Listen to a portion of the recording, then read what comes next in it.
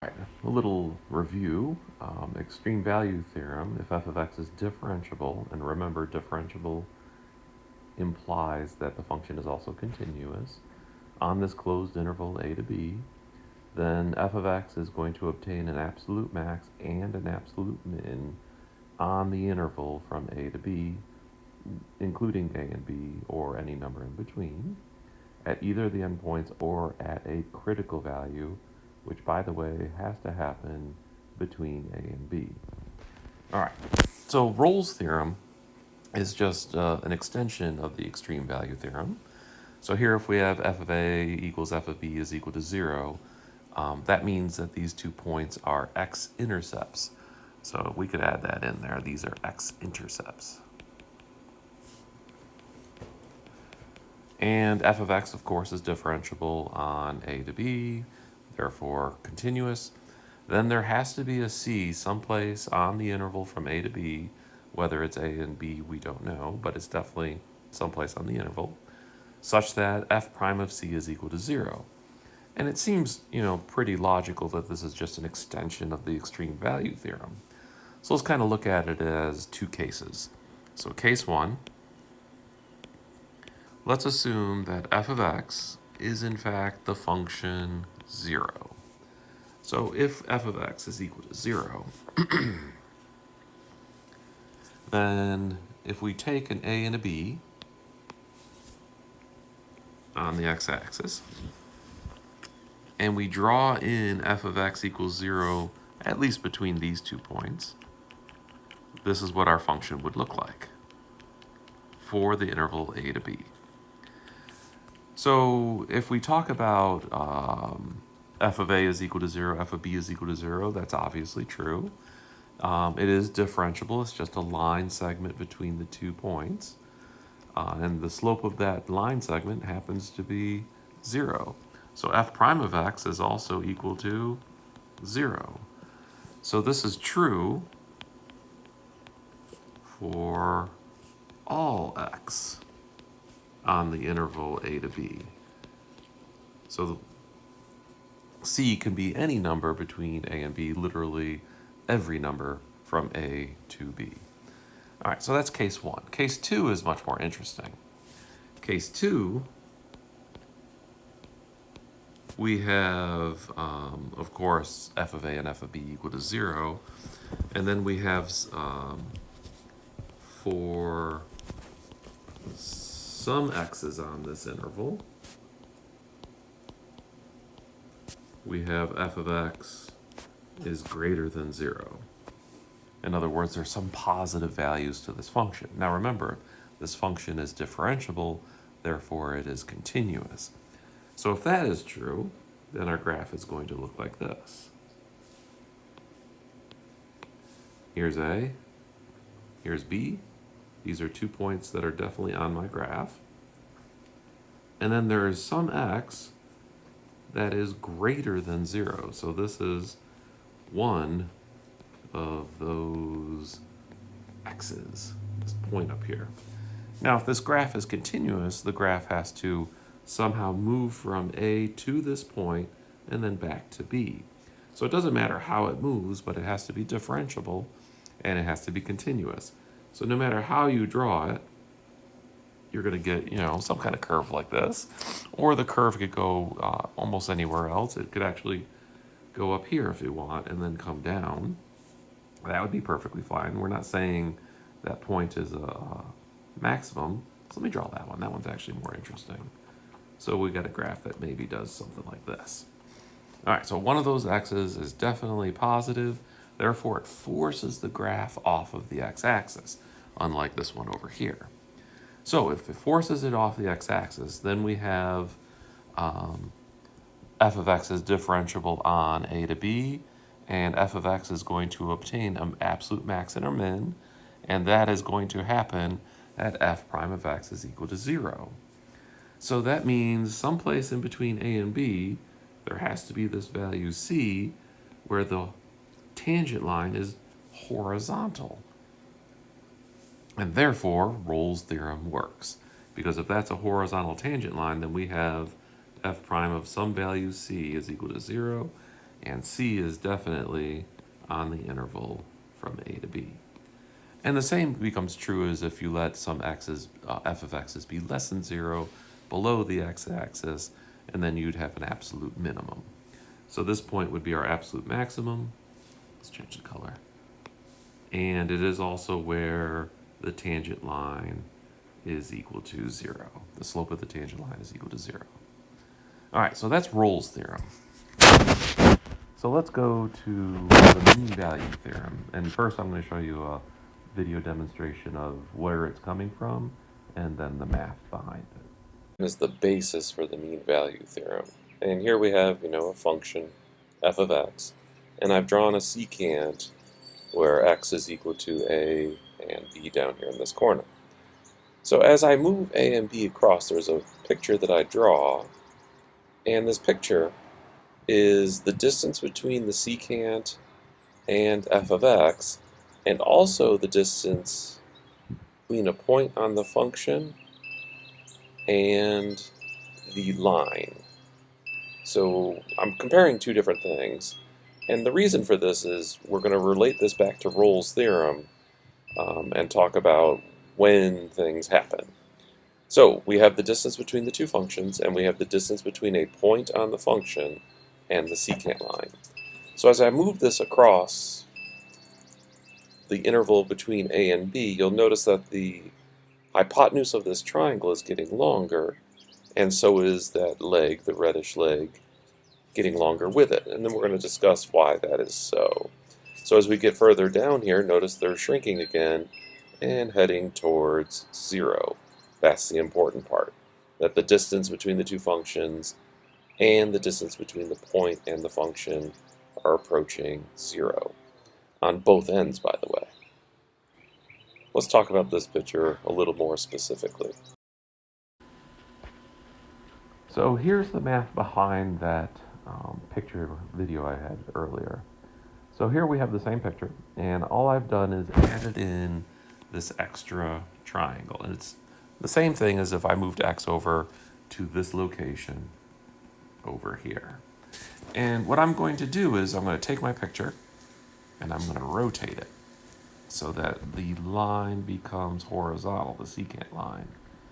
Now if I can do that, then if I treat that line as the x-axis, so if this becomes the x-axis all of a sudden, if I can rotate it and create an x-axis at it, then this point and this point become A and B, of course, or we'll call it A prime and B prime, to be distinguished from our normal A and B, and they would be x-intercepts, so f of A prime, or whatever the function would be, at A prime is 0, and whatever the function would be at B prime would also be 0.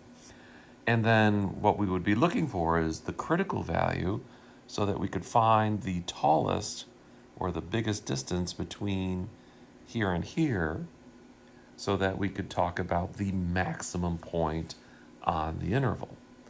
All right, so that's if we could turn the picture.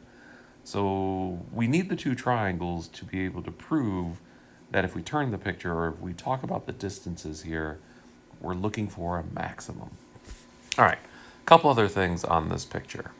So we have to find the slope of the secant line, change in y over change in x, which is going to be f of b minus f of a, b minus a in the bottom. Then if we come up with the equation of that secant line, it's going to be y minus b, f of a is equal to our slope up there. I'm not going to write out the whole thing. And then x minus a. And then if we solve for y, we're going to get y equals the change in y over change in x minus a, plus f of a. Okay. We're going to need this later on for our little proof. Okay. So let me go to my next picture. And here's my next picture. I kind of just zoomed up on it. And what we're going to do is we're going to set up a distance between these 2 points. for the value of x. So to find the distance between these 2 points, you're literally just going to subtract the functions. So if I call the secant line g of x, and the regular function, of course, is just f of x, then the distance between these 2 points, because it is vertical distance, we only have to worry about the y-axis, the y values. So let's call this the distance function between f of x and g of x. Okay, so we're going to be talking about this distance of the hypotenuse. Now before, when I rotated the picture, the distance of interest was this one, if I could get the picture to rotate. So if I can make that distance the biggest possible, then I have found the point of interest. Okay, so looking at these 2 triangles, I need to prove something. And one of the things I need to prove is that the 2 triangles are similar triangles and therefore in proportion to each other. So the first thing to look at is these 2 lines, this one here and this one here, are parallel to each other because they're both vertical coming up from the x-axis. So if they're parallel to each other, and this line here would be a transversal. So if it's a transversal to these 2 parallel lines, then, let's change colors here. Then this angle and this angle must be congruent because they are corresponding angles of parallel lines and a transversal. So if they're corresponding angles, they're congruent to each other. They're both on top of their parallel lines and on the same side of the transversal. All right, so if those 2 angles are congruent and these 2 angles are right angles, that's enough to prove that 2 triangles are symmetrical. And if they're symmetrical, then their sides are in proportion. So because the triangles are similar, then we could look at these 2 sides. Let's call this one H1, let's call this one H2. Let's call this D1 and call this one D2. So as the distance of H, so here H1 is a smaller side and here H2 obviously is a little bit bigger. Because the triangles are proportionate to each other, we can write out H2 over H1 is equal to D2 over D1. And as H2 gets bigger, it forces D2 to get bigger also. And while we're talking about it, it forces D1 to get bigger. So as H2 gets bigger, D2 has to get bigger to keep the proportion in proportion compared to the first triangle. All right, so if that's true, if we can maximize the H's, make this number as big as possible, that also forces the distance between the line and the point on the graph to also reach its maximum. So if I can maximize this,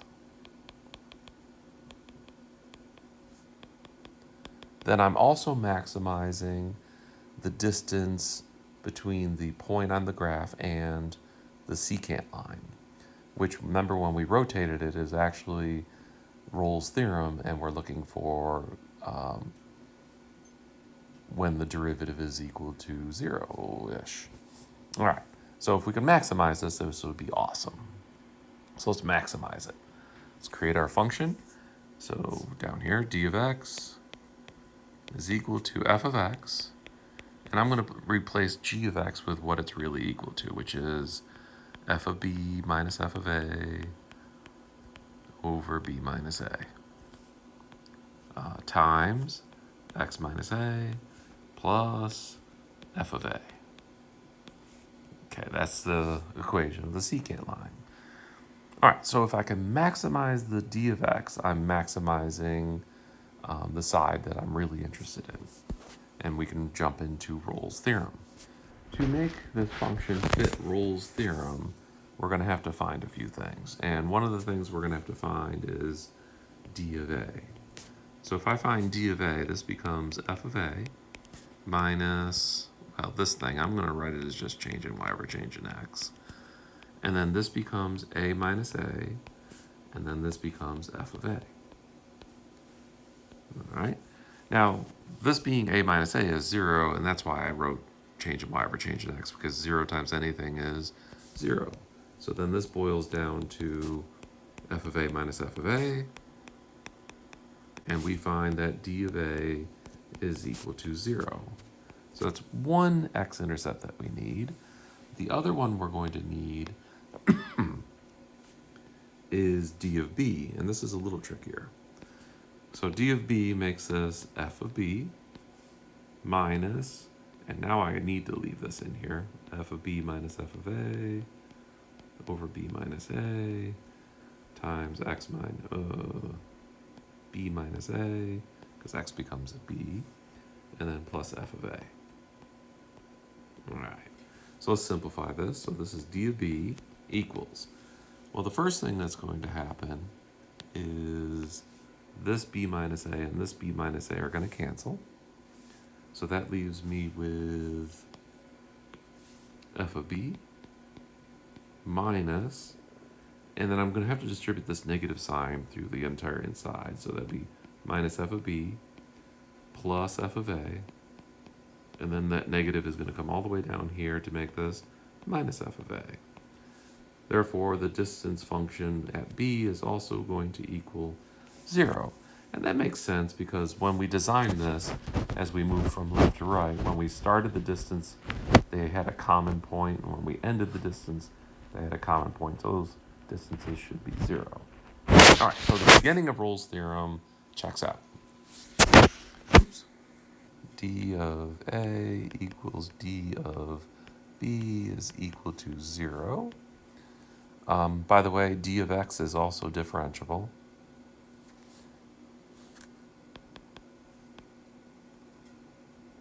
Because f of x was already differentiable.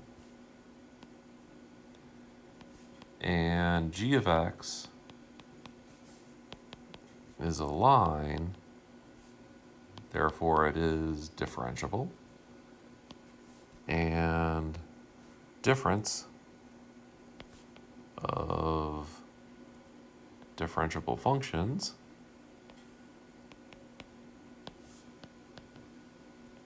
is differentiable.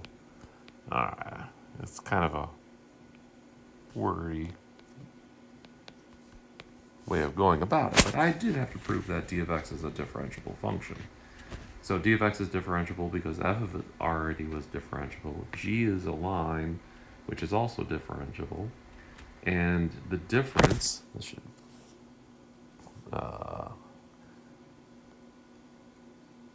probably really should write that in there. The difference of differentiable functions is differentiable. All right, so this meets Rolle's theorem, the conditions of Rolle's theorem. And that's important because you can't just use a theorem because you want to. It has to actually meet the criteria. All right, so if this is true, then let's go back to our function. D of x is equal to f of x minus the line f of b minus f of a over b minus a, x minus a, plus f of a. And take its derivative. So d prime of x is going to equal f prime of x, the derivative of f, minus, now, we'll shorthand a little bit of this stuff. This is just a number, a constant. This is also a number. This is also just a number. So when we go through and take derivatives, this number is actually multiplying x. So the derivative of a number times x is just that number. So this becomes f of b minus f of a over b minus a. When I multiply this times this, that's a number times a number, and the derivative of a number is 0. And this by itself, way over here at the end, is also just a number, and the derivative of that is 0. So the next step is setting d prime of x equal to 0. So you'd get 0 equals f prime of x minus f of b minus f of a all over b minus a. And we start solving things. So the first thing I'm going to do is move him to the other side, and that's pretty much a done deal. So we have f prime of x is equal to f of b minus f of a over b minus a. So this is the solution to Rolle's theorem. So it pretty much says that there must be this x. When I plug it into the derivative, it gives me the slope of the secant. So this is slope of tangent is equal to slope of secant. That's part of the mean value theorem. The second part of the mean value theorem is because x is being evaluated at f prime and giving us the slope of the secant, and Rolle's theorem says that this x has to happen on the interval, then we can say there exists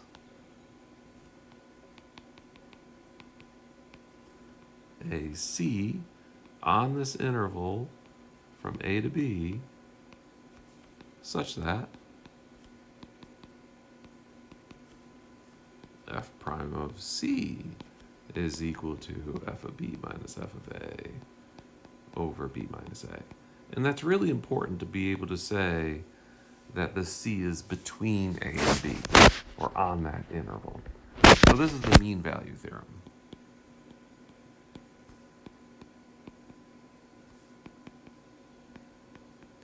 And again, it has the same constraints as Rolle's theorem.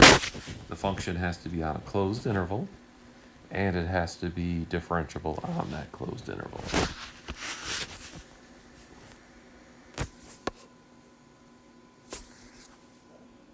So an application of this, or a demonstration of the mean value theorem, is to say, let's find this value of c that is on an interval, in this case -2 to 3, that satisfies the mean value theorem.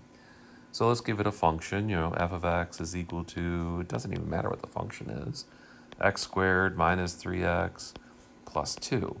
The only thing that's important is this function has to be differentiable on -2 to 3. That's all that really matters. And if it's differentiable, obviously it's going to be continuous. All right, so the first thing we need to do is find the secant line. So I need to find f of -2 and f of 3. So let's see, f of -2, this would be 4 plus 6 plus 2, that's 12. And then here, f of 3, this would be 9 minus 9 plus 2, that's 2. So therefore, the slope of the secant line,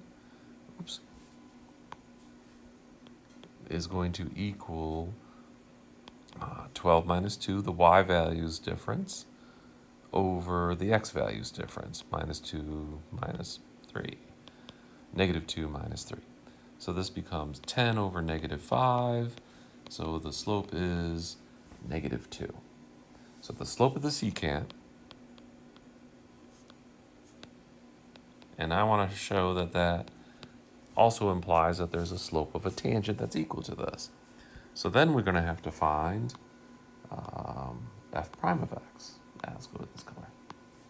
So f prime of x, the tangent line slope, is going to be 2x minus 3.